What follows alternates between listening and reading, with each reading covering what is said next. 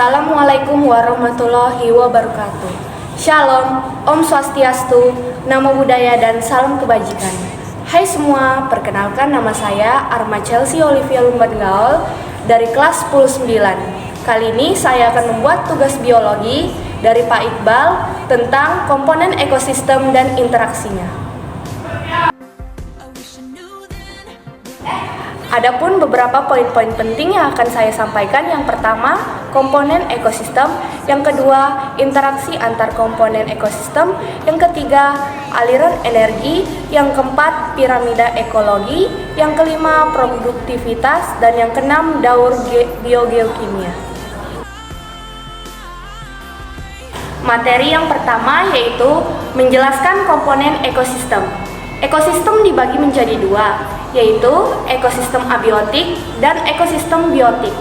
Ekosistem abiotik adalah variabel penyusun ekosistem yang berasal dari benda-benda mati. Contohnya air, udara, tanah, suhu, dan lain sebagainya. Sedangkan ekosistem biotik adalah variabel penyusun yang ada di alam yang berasal dari makhluk hidup. Contohnya hewan, manusia, mikroorganisme, dan tumbuhan. Yang kedua yaitu interaksi antar komponen ekosistem, yaitu interaksi antar spesies. Interaksi antar spesies adalah hubungan yang terjadi antar organisme dari spesies yang berbeda. Contohnya ular dan tikus. Beberapa jenis dari interaksi tersebut yaitu predasi, kompetisi, mutualisme, komensalisme, dan amensalisme.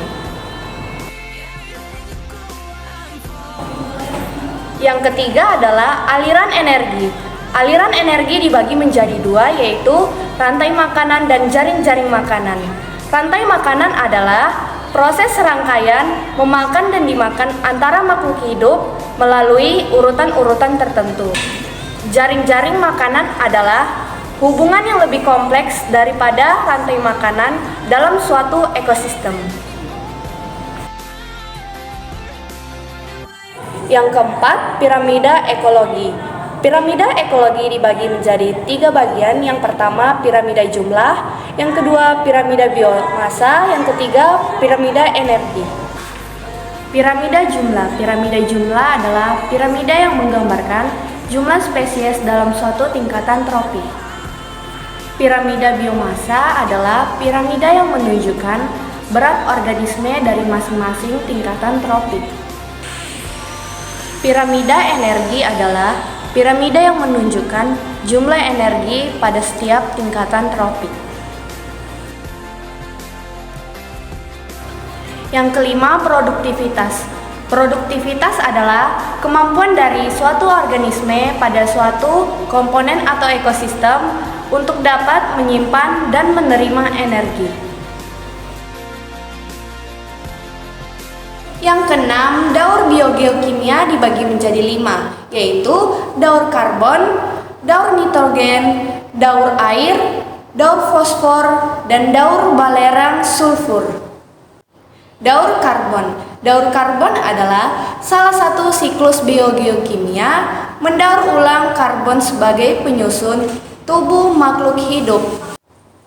Daur nitrogen. Daur nitrogen adalah pergerakan nitrogen di alam baik melalui bagian biotik dan abiotik dari suatu ekosistem.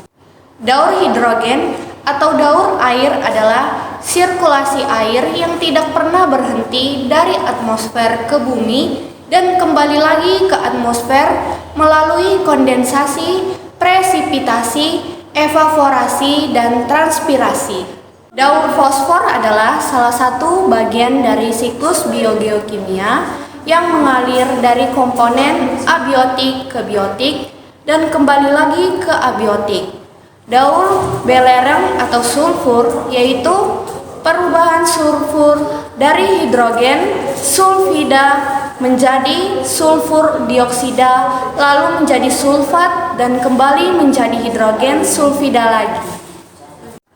Adapun 5 pertanyaan yang akan saya sampaikan yaitu yang pertama, apa yang dimaksud dengan ekosistem? Ekosistem adalah hubungan timbal balik yang kompleks antara makhluk hidup dengan lingkungan baik hidup maupun tidak hidup. 2. Apa peran utama dari komponen abiotik dalam menjaga keseimbangan ekosistem? Yaitu mempengaruhi kehidupan organisme dalam ekosistem.